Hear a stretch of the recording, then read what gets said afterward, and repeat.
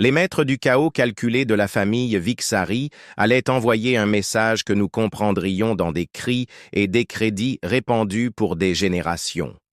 Les Vixari avaient opéré dans les coins sombres de la société galactique, une entreprise criminelle déguisée sous le couvert de la tradition et de la loyauté familiale. Leurs méthodes étaient efficaces, leur portée étendue, et leurs codes, bien que moralement corrompus pour la plupart, étaient rigoureusement respectés au sein de leur propre rang. L'objectif de ce soir était d'enlever la plus jeune des Naxos, une fille de privilégié, afin d'obtenir une résolution favorable au conflit frontalier qui s'intensifiait autour des lucratives routes de l'épice Izidziu. La pluie fouettait les vitres, de la voiture volante des Vixari, brouillant les enseignes lumineuses du secteur neutre entraîné de couleurs. Gorak Kriksnak, le lieutenant le plus fidèle de Gorak, sa main grise et éléphantine agrippant la coudoir, observait les écrans thermiques où une petite signature thermique brillante clignotait à l'emplacement de la cible nichée dans les jardins, luxuriant de ce que leur surveillance indiquait être une maison sécurisée des Naas. Il confirma d'une voix grave qui résonna dans l'espace confiné et fit un signe de tête aux deux Vixari à l'arrière, dont les silhouettes imposantes étaient tendues et prêtes, leurs armes discrètement dissimulées sous de lourds manteaux. La voiture volante se posa silencieusement dans une alcôve sombre près des murs du domaine. Les deux Xari se déplacèrent avec une fluidité acquise par l'entraînement, leurs silhouettes épaisses se fondant dans les ombres. Gurok surveillait leur progression sur son poignet. Calme comme une montagne, il retenait son souffle dans sa poitrine. Il avait supervisé d'innombrables opérations, chacune présentant un risque calculé, mais celle-ci semblait différente. Les Knopf étaient imprévisibles et instables. Une seule erreur ici pourrait déclencher une guerre à grande échelle. Le cal crépita, atteignant le périmètre minimal. Gorok expira lentement. Un bruit sourd. Jusqu'ici, tout allait bien. Les minutes s'étiraient, chacune tendue comme un fil, puis le signal retentit. Cible sécurisée. Retour au véhicule. Le soulagement envahit Gorok, lourd et chaud. Il fit signe au conducteur et l'Aovercar se mit en marche, glissant doucement sous la pluie qui ruisselait sur les rues. À l'intérieur du véhicule, les deux Vixari étaient assis, passifs, leur cape ne dissimulant une petite silhouette emmitouflée. Goro jeta un coup d'œil à l'enfant, dont le visage était caché dans les plis du tissu. Il n'avait pas besoin de la voir, elle n'était qu'un moyen d'arriver à ses fins. La voiture volante traversa la ville à toute vitesse, contournant les points de contrôle grâce à de faux laissez-passer, jusqu'à atteindre les imposantes portes du complexe de la famille Vixari. À l'intérieur des hauts murs, la vie continuait comme si la ville à l'extérieur était à des années-lumière. Des enfants jouaient dans des jardins clos, leurs cris aigus résonnant dans l'air humide. Les membres de la familleuse promenaient dans les allées, leurs voix graves se mêlant aux éclaboussures des fontaines. C'était le cœur de Béhari, leur sanctuaire, un lieu où même les entreprises criminelles s'inclinaient devant le caractère sacré de la famille. Gorak escorta l'enfanta à travers le complexe, non pas vers une cellule froide, mais vers une suite d'invités. Une pièce spacieuse, décorée de riches textiles Vixari et éclairée par une lumière tamisée, conformément au code de conduite, civilisé de la famille, même dans les professions les plus barbares. Plus tard, dans le silence stérile du bureau de Kriksnak, la gravité de leur erreur s'abattit sur eux comme une étoile qui s'effondre.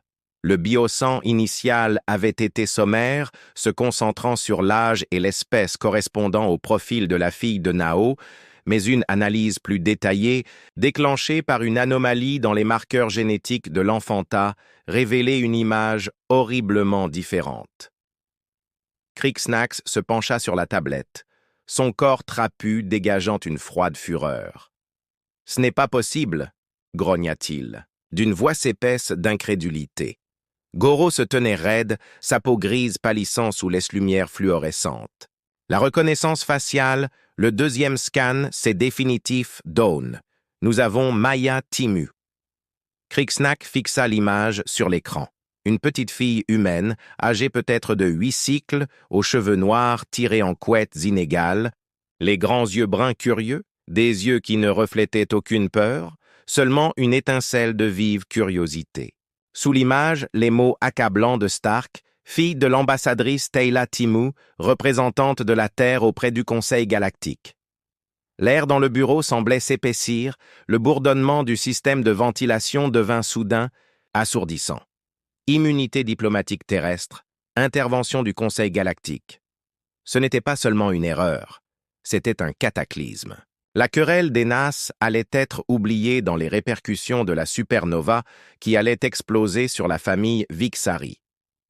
Ils n'avaient pas seulement kidnappé une enfant, ils avaient allumé une mèche qui pouvait détruire tout ce qu'ils avaient construit. La nouvelle frappa la Terre comme un coup physique, provoquant une vague de terreur glaciale qui fit taire les fils d'actualité et interrompit les conversations en plein milieu des phrases. Maya Timu, étincelle brillante d'une enfant et fille de leur ambassadrice, auprès du Conseil galactique, avait disparu. L'instant d'avant, elle dessinait de créatures fantastiques dans les jardins de l'ambassade. L'instant d'après, elle avait disparu sans laisser de traces. L'ambassadrice Teyla Timu, une femme forgée dans les feux de la politique galactique, reçut la nouvelle dans les salles stériles et réverbérantes du Conseil. Son visage, masque de diplomatie composé quelques instants auparavant, se fractura, la chaleur de ses yeux bruns se transforma en glace et sa silhouette élégantaise raidissant sous l'effet d'une fureur à peine contenue, mais ses années d'entraînement prirent le dessus. Et elle répondit non pas avec le chagrin brut d'une mère, mais avec la détermination d'acier d'une diplomatelle. Conseil sera informée, déclara-t-elle d'une voix sèche et précise. Chaque motin éclat de glace, et la Terre répondra à travers la galaxie sur le pont du croiseur de combat Terre.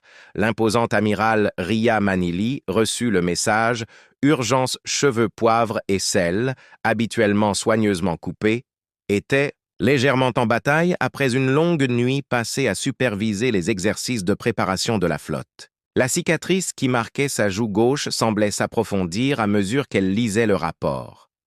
Enlèvement de la fille de l'ambassadeur Vixari, la famille soupçonnait un muscle se crispa dans sa mâchoire. Ne s'agissait pas d'un simple raid de pirates, mais d'un acte délibéré, d'une provocation calculée. Alerte rouge, flotte en alerte. Ordonna-t-elle d'une voix résonnant d'une autorité tranquille, mobilisation totale, cible vecteur Vex, désolé, espace, et mettez-moi en ligne, avec le commandement diplomatique maintenant. L'équipage du pont, une machine bien huilée, rodée par des années d'exercice et de simulation, se mit en action.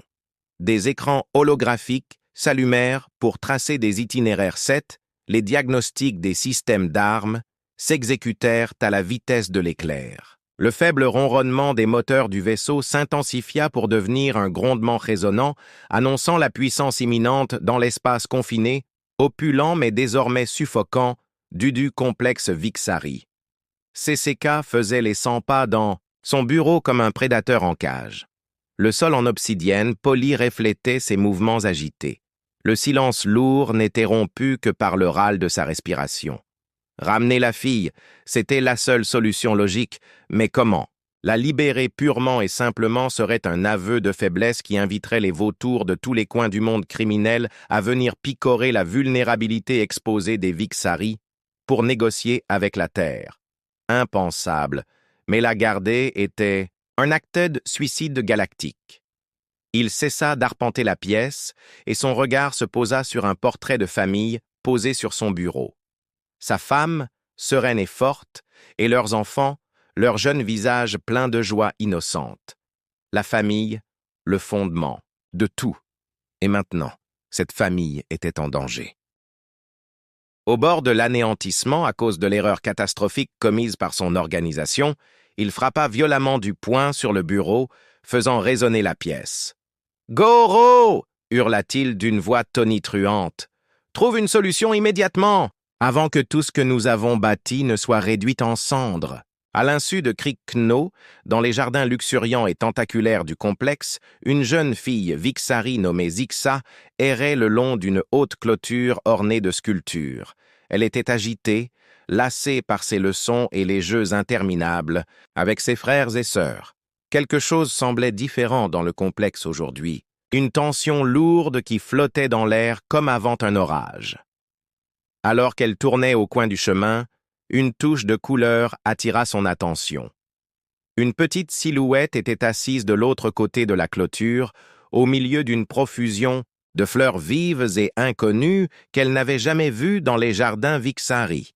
La curiosité l'emportant sur la prudence, Zixa s'approcha. La silhouette était petite et fragile comparée aux autres enfants. Sa peau avait la couleur de la terre chaude et ses cheveux étaient aussi sombres et brillants que de la pierre polie. Elle fredonnait doucement en dessinant dans un petit carnet, le front plissé par la concentration. Zixa s'éclaircit la gorge. Un léger grondement dans sa poitrine. La fille surprit, levant brusquement la tête. Ses grands yeux bruns mouchetés d'or rencontrèrent ceux de Zixa. Étaient les yeux les plus inhabituels que Zixa ait jamais vus, si ouverts, si sans défense. « Bonjour », dit Zixa d'une voix hésitante. « Qui es-tu » Maya leva les yeux vers la grande fille Vixari, ses dents de devant manquantes rendant son petit sourire légèrement asymétrique. Elle ne comprenait pas les sons grondants, mais le ton n'était pas colérique, plutôt curieux. Peut-être. Elle se désigna du doigt. « Maya », dit-elle clairement en articulant chaque syllabe. « Je m'appelle Maya. » Elle tapota à nouveau sa poitrine pour souligner son propos, puis désigna vers la fille Vixari, elle pencha la tête d'un air interrogateur. Zixa, comprenant le geste, posa une main sur sa propre poitrine. « Zixa », répondit-elle d'une voix toujours douce. « Je suis Zixa. » Et juste comme ça, séparée par l'offense, par leur espèce, par les circonstances terrifiantes qui les avaient réunis, une connexion s'est créée. Maya, imperturbable face à l'apparence extraterrestre de Zeka, sa franchise innée transparaissant, Zixa captivée par le comportement doux de Maya et les sons mélodieux étranges de sa langue. Elles commencèrent à parler, Maya utilisant des mots simples et des gestes que Zixa imitait lentement. Comblant le fossé entre elles, Maya décrivit la terre, sa maison, les océans bleus et les arbres imposants, scènes dessinant des images dans la terre avec une brindille pour illustrer ses propos. Zixa parla de Vixari, le vaste complexe où vivait sa famille, le réseau complexe de traditions attentes qui façonnait sa vie à travers les barreaux rouillés de la clôture. 2. Mondes très différents commencèrent à se rapprocher timidement, inconscients de la tempête politique galactique, de la crise familiale qui se préparait autour d'eux. Le jardin, qui était autrefois le refuge solitaire de Zeka, devint un aimant attiré par la nouveauté d'un enfant humain et les récits animés de Zikasur, sa nouvelle amie. D'autres jeunes Vixari commencèrent à se rassembler vers la clôture. Frères et sœurs, cousins et camarades de jeu, un groupe de jeunes à la peau lissée, aux yeux écarquillés, rassemblait leurs voix grondantes de Vixari. Un cœur de curiosité et de salutations hésitantes s'adressait à la petite silhouette de l'autre côté. Maya, d'abord timide au milieu de la foule de peaux grises et de sons inconnus, s'épanouit sous leur fascination innocente. Elle leur montra ses dessins, leur apprit de simples jeux terrestres comme des rythmes à taper dans les mains et des comptines, et ses éclats de rire résonnaient dans le jardin, un son étrangement déplacé mais indéniablement joyeux dans l'enceinte des Vixari. Les adultes, cependant, observaient cette amitié interespèce naissante avec un malaise croissant. Au début, ils les considéraient comme une curiosité enfantine, éphémère et sans importance. Mais au fil des heures et des cycles, la fascination des enfants se transforma en une affection sincère et leurs questions innocentes ébranlaient les murs soigneusement construits de la vision du monde des Vixari. « Pourquoi Maya ne peut-elle pas entrer ?» demanda un jeune Vixari à son père, le front plissé par la confusion. « Elle est gentille, » dit sa mère. « Zeus dit qu'elle est vraiment gentille. » Un autre enfant, partageant ce sentiment, demanda à sa mère « Est-ce mal d'être ami avec les humains? Maya n'est pas méchante. » Cette question simple, répétée lors des réunions de famille et autour de la table du dîner, ébranlait la méfiance profonde des Vixarides Vixari envers les étrangers, en particulier les humains, souvent dépeints, dans les récits Vixari comme des expansionnistes impitoyables. Les anciens échangeaient des regards inquiets, la confortable certitude de leur monde commençant à s'effriter, se défaisant fil après fil à l'extérieur des murs de l'enceinte. La pression s'intensifiait. La flotte de l'amiral, un mastodonte silencieux recouvert d'acier, se déplaçait avec une précision méthodica travers le territoire Vixari, non pas avec une agressivité ouverte, pas encore, mais avec une présence suffocante et inéluctable. Des vaisseaux terrestres patrouillaient les routes commerciales, interceptaient les communications et effectuaient des scans de routine des territoires Vixari connus. Chaque action était une pression délibérée sur les opérations de la famille. Les livraisons d'épices étaient retardées, les tripots fermaient, les réseaux d'information se fracturaient sous le poids de la surveillance. La main de fer habituellement invisible dans le secteur devenait maladroite, exposée, perdant des crédits et de l'influence à chaque cycle qui passait. Crixnax sentait les nouvelles se resserrer, l'accusation silencieuse dans chaque message intercepté, chaque flash d'information des réseaux galactiques, chacun diffusant l'image du ravisseur de sa fille, sa famille exposée à la galaxie. Un après-midi, Lyra, la femme de Crixnax, se retrouva attirée par le jardin. Elle avait entendu les bavardages excités des enfants, les sons étranges et langoureux de la langue de Maya mêlés à leur propre tonalité Vixari plus rugueuse. Depuis l'ombre d'une arche fleurie, elle observa Zixaet Maya assise près de la clôture, les têtes penchées l'une vers l'autre. Maya montrait à Zixa un petit bracelet finement tissé qu'elle avait confectionné à partir de vignes du jardin. Les autres enfants Vixari étaient dispersés autour d'elle, certains imitant Maya, d'autres écoutant attentivement tandis qu'elle désignait différentes fleurs et les nommait de sa voix douce. Lyra regarda Maya offrir le bracelet à Zixa, son petit visage. Rayonnante de fierté, Zixa l'accepta avec un grognement ravi et l'attacha soigneusement autour de son poignet plus épais. Un sourire sincère, pur et sans défense, adoucit les traits juvéniles de Zix. Lyra ressentit une douleur dans la poitrine, une chaleur qui n'avait rien à voir avec l'air humide du jardin. Plus tard dans la journée, sans que personne ne le remarque, un petit panier apparut près de la suite d'invités de Maya. À l'intérieur, il y avait des tissus Vixari doux, des fruits odorançaient un jouet en bois sculpté à la main. Ces petits gestes, presque insignifiants, mais dans le monde rigide et contrôlé des Vixari, ils en disaient long. Lyra, qui observait de loin, sut alors que le jeu avait irrévocablement changé. Il ne s'agissait plus seulement de pouvoir, de territoire ou de politique galactique, mais de quelque chose de bien plus dangereux, de bien plus imprévisible. Les enfants et les liens indestructibles de l'amitié, le monde souterrain de la galaxie, un écosystème obscur fait d'alliances changeantes et de trahisons brutales, sentaient la faiblesse comme des prédateurs sentant le sang. La flotte terrestre n'avait pas tiré un seul coup de feu, n'avait pas déclaré officiellement la guerre, mais son blocus silencieux était plus dévastateur que n'importe quel bombardement orbital. Les opérations des Vixari étaient, pratiquement, paralysés, leur réseau soigneusement cultivé de contrebandiers, de passeurs et de courtiers en données paralysées par la peur et la surveillance. D'autres familles criminelles, sentant le changement des pouvoirs, ont commencé à se rassembler.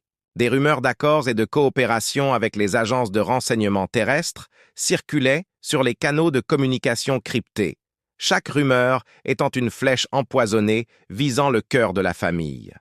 La loyauté dans le monde criminel était une denrée dont la valeur se dépréciait rapidement, surtout lorsque la survie était en jeu. Craig Cahen savait avec une certitude effrayante qu'il se trouvait au bord d'une cascade de trahisons, chacune menaçant de faire basculer son empire dans la ruine. À l'intérieur du complexe, le siège d'innocence se poursuivait. Les enfants, inconscients des jeux de pouvoir galactique et de l'effondrement des fondations de l'entreprise criminelle de leur famille, étaient concentrés sur une question bien plus immédiate et personnelle. Maya se sentait seule à l'heure du repas. Zixa, enhardi par son amitié grandissante et le soutien tacite de d'autres enfants, s'approcha de son père pendant le repas de midi. « Père, murmura-t-elle sa voix jeune étonnamment ferme. Maya mange seule. Ce n'est pas un repas en famille. Son appétit déjà inexistant, il fixait sa fille, sa rudesse habituelle, adoucie par une résignation lasse. Zixa, soupira-t-il. C'est compliqué, mais... Zixa et le groupe de jeunes Vixari qui l'entouraient restèrent impassibles, leurs grands yeux innocents reflétant l'inquiétude de Zeka, formant un front uni. « Elle est notre amie !» intervint une autre jeune voix. « Les amis mangent ensemble. » CCN regarda autour de la table les visages de ses frères et sœurs, de ses cousins, de ses aînés, tous le regardant avec un mélange d'appréhension et de compréhension naissante. Il vit la question tacite dans leurs yeux. Quel genre de famille sommes-nous si nous laissons un invité, même un invité humain, manger seul? Ce soir-là, Maya se retrouva escortée non pas par des gardes, mais par un groupe d'enfants, Vixari qui la conduisait à la grande salle à manger familiale. Le vaste espace qui résonnait habituellement des conversations bruyantes des Vixari tomba dans un silence inquiétant lorsque Maya entra. Tous les yeux dans la salle, jeunes et vieux, se tournèrent vers elle. Maya, serrant la main de Zeka, sentit une pointe de peur, mais le grondement rassurant de Zeka et les sourires chaleureux des autres enfants la rassurèrent. Une place avait été à la table des enfants, un petit coussin était placé sur une grande chaise Vixari. La nourriture, étrange et piquante pour Maya, lui fut offerte avec une chaleur sincère et des tentatives maladroites d'explication de la part des jeunes Vixari.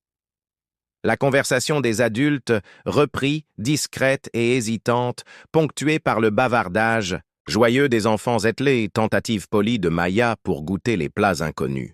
C'était une scène étrange et saine, surréaliste, une enfant humaine partageant son pain avec la mafia Vixari.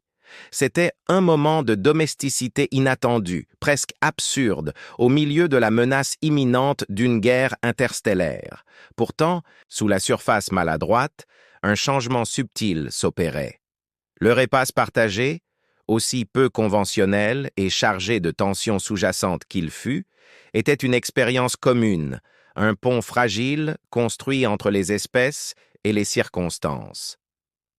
Plus tard dans la nuit, plusieurs membres âgés de la famille demandèrent à parler en privé avec Crick Cahen. Leurs préoccupations ne concernaient pas la flotte terrestre, ni du Noxus, ni de l'empire criminel en ruine, mais de leurs enfants. Down One Elder Gromladun, voix grave et grave. Les enfants changent, ils parlent d'amitié avec les humains, ils remettent en question nos méthodes. Un autre ajouta, « Notre code, c'est la famille d'abord, Dawn. Mais qu'est-ce que la famille aujourd'hui? Est-ce que nous les protégeons en nous accrochant à cela ?» Il fit un geste vague englobant toute l'entreprise criminelle, l'héritage, de violence et de peur. Crick Cahenno écouta, son silhouette imposante, alourdie par le poids de leurs paroles, il vit la vérité dans leurs yeux, la prise de conscience naissante que l'innocence de leurs enfants, pour des enfants humains, les obligeait à affronter la contradiction fondamentale au cœur de leur entreprise familiale. Pendant ce temps, dans l'ambassade stérile et hautement sécurisée de la Terre sur Galactique Centrale, l'ambassadeur Timuresut un briefing sécurisé des services de renseignement. Des scans satellites, des communications interceptées et des sources humaines avaient triangulé l'emplacement probable de Maya. Le complexe de la famille Vixari, le soulagement l'envahit. Une fragile chaleur dans l'étreinte glaciale de la peur, mais ce soulagement fut rapidement tempéré par la sombre réalité. Un sauvetage militaire, un assaut direct sur le complexe, serait catastrophique. Il serait interprété comme un acte de guerre, non seulement par les Vixari, mais par toutes les familles criminelles du secteur, risquant de déclencher une tempête qui engloutirait la région. Le briefing se termina par une évaluation sans appel. Une solution militaire n'était pas recommandée, ambassadeur, car elle risquait de déstabiliser la galaxie. Toila fixait la projection holographique de l'enceinte, une oasis de verdure d'un calme trompeur au milieu du paysage urbain tentaculaire. Sa fille était là, en vie, mais le chemin pour la ramener à la maison ne passait pas par la force, mais par une voie bien plus périlleuse et incertaine. La diplomatie au cœur d'un empire criminel, en équilibre sur le fil du rasoir d'une guerre. Interstellaire. Le complexe était tendu. La flotte terrestre, qui n'était plus une menace lointaine, se rapprochait. Ses capteurs balayaient le territoire Vixari et dressaient des cartes détaillées. Chaque impulsion était un battement de cœur qui resserrait l'étau autour de CCSN. Le visage figé dans une expression de détermination sinistre, il donna l'ordre de déplacer l'enfant humaine dans un endroit plus sûr et de préparer son transport. L'ordre se répercuta dans le complexe, porté par des voix étouffées et des pas précipités. Goro, dont l'efficacité habituelle, se mit à coordonner le transfert, chacun de ses mouvements suivis d'un sentiment palpable de terreur. Ce n'était pas une manœuvre tactique, cela ressemblait à une capitulation, une tentative désespérée d'atténuer l'inévitable. Mais les enfants Vixari, sensibles aux changements d'atmosphère et aux courants sous-jacents d'anxiété des adultes, avaient leur propre plan. Zixa, le front lisse froncé par la détermination, rassembla ses frères et sœurs et ses cousins dans le jardin, leur énergie habituelle remplacée par une intense concentration. « Ils vont emmener Maya », murmura-t-elle, d'une voix basse mais ferme. « Ils vont l'emmener !» Un chœur de protestation s'éleva, les petites voix des Vixari donnant l'alerte. « Non, nous ne les laisserons pas faire !» Zixa leva la main pour faire taire la foule. « Nous la protégerons ici, dans le jardin !» Tirant parti de leur connaissance intime du complexe, de ses passages secrets et de ses tunnels d'entretien, oubliés, les enfants élaborèrent un plan. Lorsque l'équipe de transport arriva à la suite de Maya, elle ne trouva pas une pièce vide, mais un jardin barricadé. Les enfants, Maya blottie en sécurité au milieu d'eux, avaient bloqué les entrées avec des jardinières renversées, des vignes enchevêtrées et la volonté farouche de Vixari dans le jardin Maya à bord déconcertée par cette agitation soudaine, elle comprit l'intention des autres, ils la protégeaient. Une chaleur envahit sa poitrine, un sentiment d'appartenance qu'elle n'avait pas prévu, qu'elle n'avait pas osé espérer dans cet endroit étrange, et Inconnuel les aida à empiler des branches contre la clôture, ses petites mains travaillant aux côtés de leurs mains plus grandes et plus fortes. Zixa se plaça devant l'entrée principale du jardin, le visage jeune et déterminé. « Maya reste ici », déclara-t-elle à l'équipe de transport qui s'approchait, sa voix résonnant de la détermination de tous les enfants derrière elle. L'équipe de transport, composée de guerriers Vixari endurcis, habitués à l'obéissance et à la force brute, hésita. C'étaient des enfants, les enfants de Dawn, les enfants de leur famille. Ils ne pouvaient pas, ils ne voulaient pas forcer le passage. Une confrontation tendue s'ensuivit, l'autorité des adultes s'opposant à la défiance enfantine, le sort d'une crise galactique en jeu dans un jardin clos. Les mots de la rébellion des enfants parvinrent à CCSN. Debout dans son bureau, il fixait les images de surveillance du jardin, le tableau chaotique des petites silhouettes Vixari et d'une petite fille humaine unie dans leur improbable défense. Il vit Zixa, le dos droit, la posture reflétant la sienne dans les moments de défi. Une lueur semblable à de la fierté mêlée à un profond sentiment de désespoir traversa son visage, invisible, inaudible. Plusieurs membres de la famille, profondément déchirés, intervinrent discrètement pour transmettre un message calme à l'équipe de transport. « Retirez-vous. Attendez de nouveaux ordres. » Une réponse délibérément lente aux demandes de plus en plus frénétiques de Crick-Knock pour obtenir des informations, une manipulation subtile des protocoles de sécurité, créant des retards, de la confusion et un déni plausible. Ils gagnaient du temps pour les enfants, pour Maya, pour eux-mêmes. Ils choisissaient la famille Dansa, forme la plus inattendue et la plus pure, plutôt que le calcul froid et brutal de leur empire criminel. Au-dessus du complexe et du vide glacial, de l'espace, l'amiral Manui observait la situation qui se déroulait avec le regard détaché d'un officier chevronné et l'anxiété cachée d'une mère. Ces capteurs Fletsen enregistraient l'activité inhabituelle à l'intérieur du complexe Vixari, les changements dans la sécurité interne, les communications brouillées, les enfants dans le jardin. Elle zooma sur les images du jardin, son regard se rétrécissant alors qu'elle se concentrait sur la petite fille humaine au centre du cercle protecteur des enfants Vixari. Maya était en vie et avait trouvé des amis. Les relevés étaient anormaux. Aucun signe de détresse de la part de la fille, aucun confinement par la force, aucune peur, juste des enfants jouaient dans un jardin. L'amiral Manili se pencha en arrière dans son fauteuil de commandement, le visage effrayé, l'air pensif et agressif. La force pourrait encore être nécessaire, mais peut-être y avait-il un autre moyen, un moyen plus lent, plus délicat, un moyen qui ne se contenterait pas de sauver une enfant, mais qui pourrait, contre toute attente, sauver une galaxie de la guerre. Elle donna un nouvel ordre à sa flotte. Maintenir la position actuelle, rester en attente et ouvrir un canal sécurisé vers l'ambassadeur Timu. Le jeu avait bel et bien changé et l'humanité, comme si souvent, était sur le point de réécrire les règles. Les fondements de l'autorité de Crick, autrefois inébranlables, commençaient à se fissurer. Sous la pression, la défiance ouverte de son enfant était le symptôme d'un malaise plus profond au sein de la famille. Les murmures de mécontentement, auparavant confinés au coin discret, résonnaient désormais dans les salles de réunion et les réunions familiales. Les membres les plus âgés, enhardis par la position des enfants et terrifiés par la flotte terrestre qui se profilait, exprimaient leurs inquiétudes avec une franchise croissante.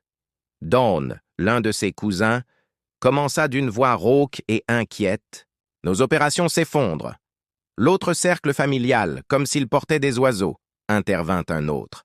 Les enfants posent des questions auxquelles nous n'avons pas de réponse. Ils voient Maya, ils voient différemment. Le mot restait en suspense, Tacite mais compris.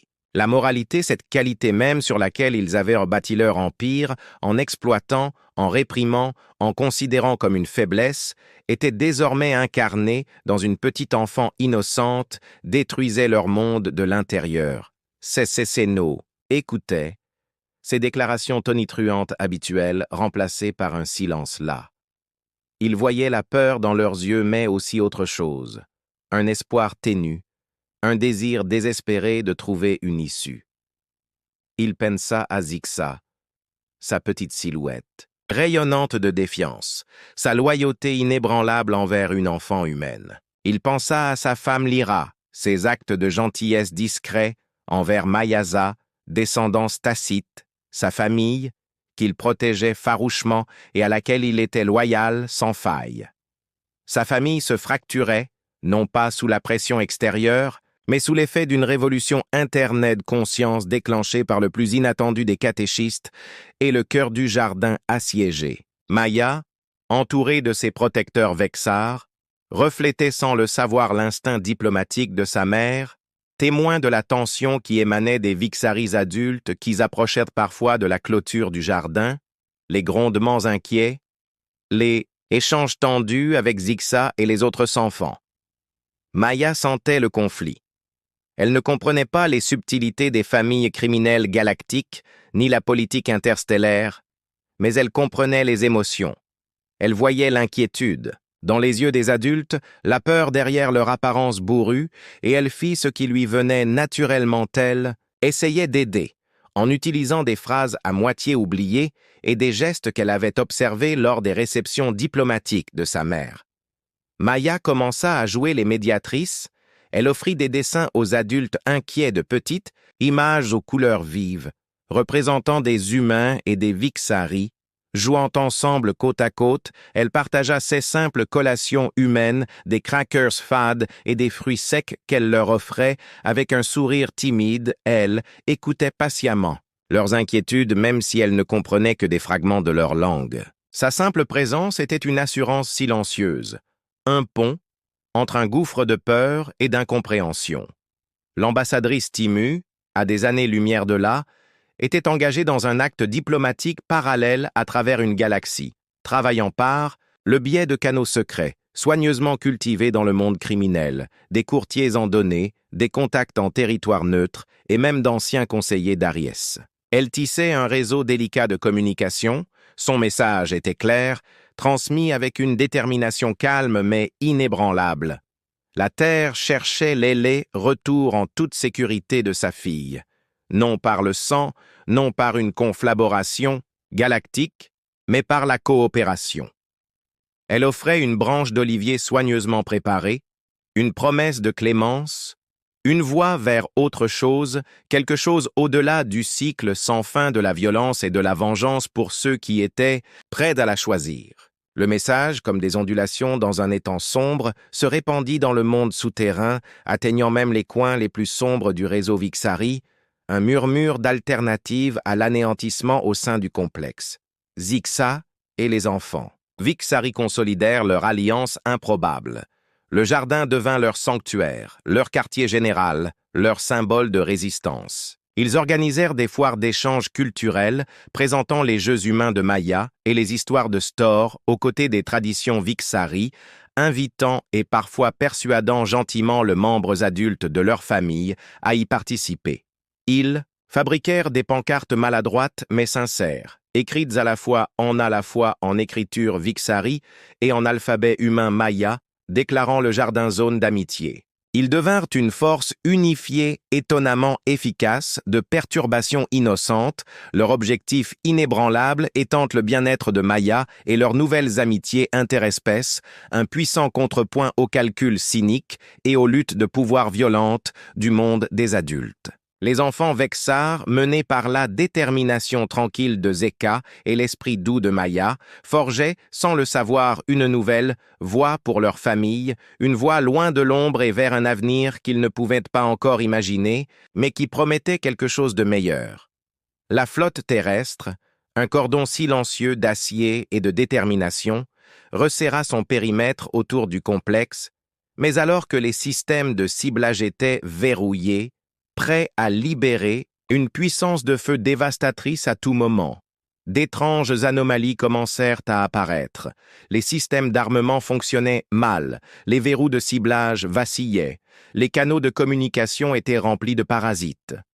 L'amiral Manili, le front plissé par la concentration, étudiait les données des capteurs. Elle s'interrogeait sur l'origine de ces interférences, dont la source était précise mais localisée.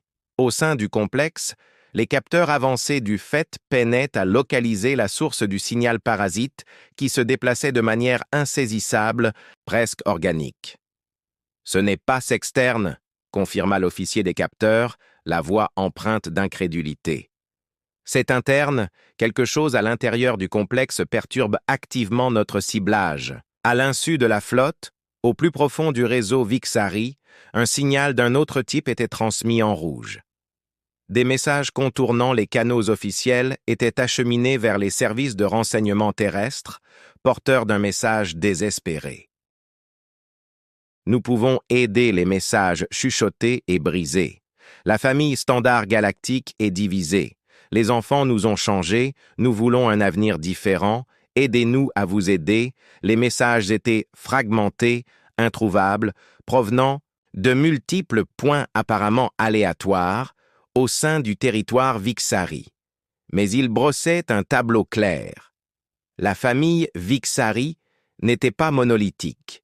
Elle était fracturée, en conflit, au bord de l'implosion, et une faction interne, poussée par l'influence inattendue de leurs enfants, et une petite fille humaine cherchait le salut. CCNO, inconscient des communications Cestin, fut confronté à une trahison plus immédiate.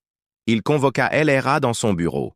Sa voix était lourde de suspicions, de rumeurs, de chuchotements, d'incohérences et de rapports de sécurité. Tout pointait vers une conclusion impensable. « L'IRA », grommela-t-il en fixant sa femme du regard. « Il y a des rumeurs de communication non autorisée d'aide aux humains. » WEA croisa son regard, l'expression calme et inébranlable. « C'est vrai, Crick, dit-elle, d'une voix claire et ferme. J'ai communiqué avec Intermediaries. » La silhouette imposante de Crick se raidit. Son visage gris s'assombrit sous l'effet d'une rage contenue. « Trahison !» rugit-il. le mot résonnant dans l'espace confiné du bureau. Lyra resta impassible. « Pas de trahison, Crick !» répliqua-t-elle d'une voix ferme. « La survie de nos enfants, de notre famille, cet empire s'effondre. Nos enfants le voient, je le vois, pas toi ?» À ce moment-là, la voix de Zika retentit dans le bureau, calme, urgente et insistante. « Père, viens vite dans le jardin, Maya. Nous avons une surprise !» Crick Cahen hésita, sa colère s'estompant pour laisser place à une lueur de curiosité paternelle. Il suivit Lyra hors du bureau, un signe de tête inquiet serrant sa poitrine alors qu'ils s'approchèrent du jardin. Les cris et les rires des enfants se mêlaient à des mélodies humaines inconnues qui devenaient de plus en plus fortes. En traversant l'arche, CCSN s'arrêta, stupéfait. Le jardin avait été transformé. Des banderoles confectionnées à partir de tissus récupérés et peintes de motifs maladroits mais colorés flottaient dans la brise. Des tables fabriquées à partir de jardinières et de bancs de jardin renversés étaient chargées d'un assortiment bizarre d'objets, de jouets humains, d'artefacts Vixari, des dessins, des bracelets, d'étranges mets Vixari à l'odeur piquante, ainsi que des collations Maya insipides. Crick KNX cligna des yeux, luttant pour comprendre la scène. Maya, rayonnante, se tenait à côté de Zixa, tenant une bannière grossièrement dessinée sur laquelle on pouvait lire dans les deux langues « Amitié ». Des Vixari adultes, hésitants mais curieux, se mêlaient à leurs enfants pour examiner les objets exposés et goûter timidement les aliments inconnus. Des rires sincères et sans retenue emplissaient l'air, un son totalement étranger à l'atmosphère habituellement tendue du campement Vixari. Maya, sa petite voix amplifiée par l'estonos grondant de Zeka, commença à expliquer dans un Vixari très approximatif, tout en gesticulant avec enthousiasme devant les étals, terre, choses, jeux, histoires et Vixor-choses, aliments, jouets, voire même différents bons. Cécéno fixait la scène, son monde soigneusement construit, basculant sur son axe, une foire d'échanges culturels au milieu d'une crise galactique, organisée par des enfants, menée par un enfant humain et sa propre fille. C'était absurde, c'était impossible, et pourtant, cela se produisait. Il regarda Lyra, une question silencieuse dans ses yeux. Lyra croisa son regard, un léger sourire jouant sur ses lèvres. « Ils nous montrent le chemin », murmura-t-elle. Sa voix à peine audible dans le joyeux chaos nos enfants et Maya, il nous montre ce que nous pourrions gagner si nous faisions son autre choix.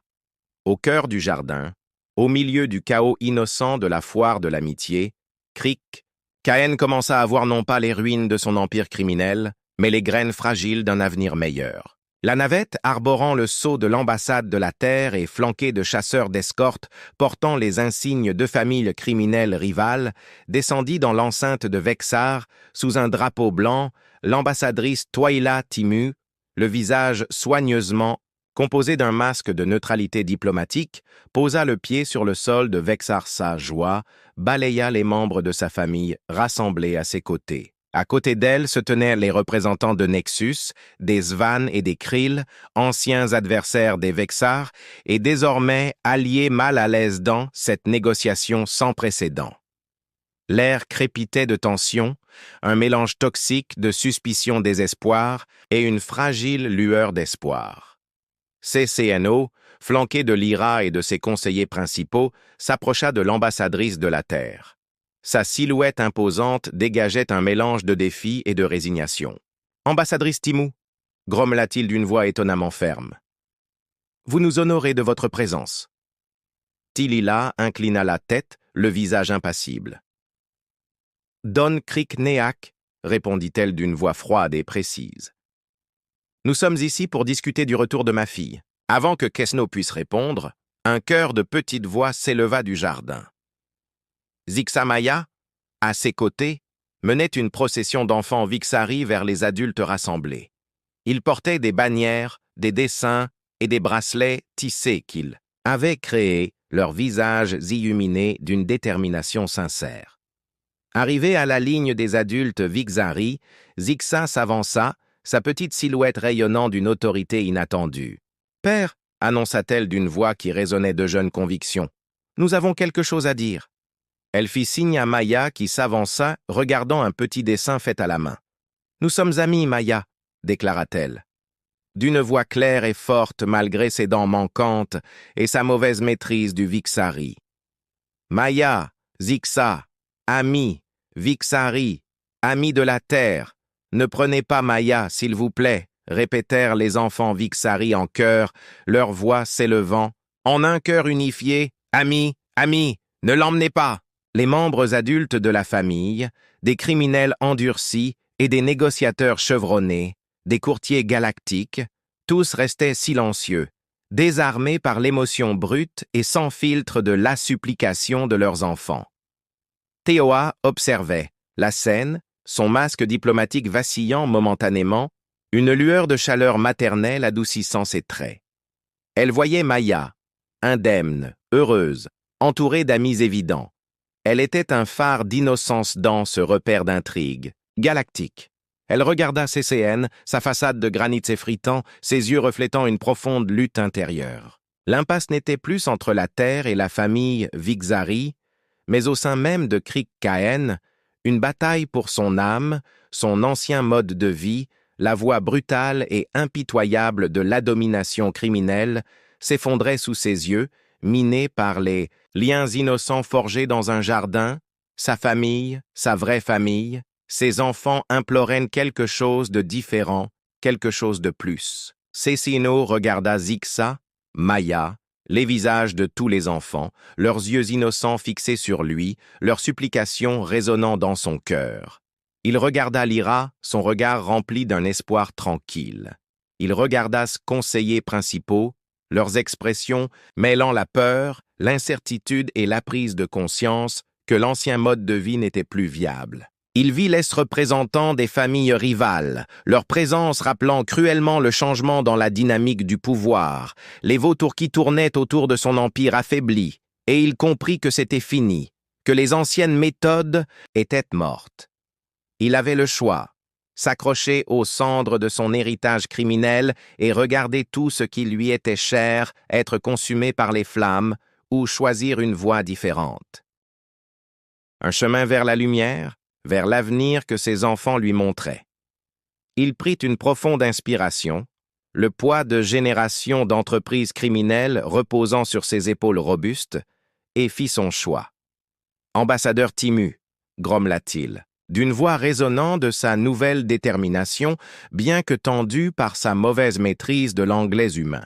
« Nous, la famille Vexar, nous voulons un avenir différent pour nos enfants. » Il fit signe aux membres de sa famille rassemblés. « Nous sommes prêts à discuter. » Le jardin autrefois symbole de rébellion enfantine était désormais devenu le terrain improbable d'une transformation galactique, un lieu où l'amitié s'épanouissait au milieu des épines du conflit interstellaire et où un criminel endurci commençait à apprendre la plus humaine des leçons, que parfois, la plus grande force ne réside pas dans le pouvoir ou la peur, mais dans les simples liens indestructibles de la famille et de l'amitié. L'accord conclu au terme d'heures tendues dans l'enceinte des Viksari était aussi improbable que les circonstances qui l'avaient fait naître.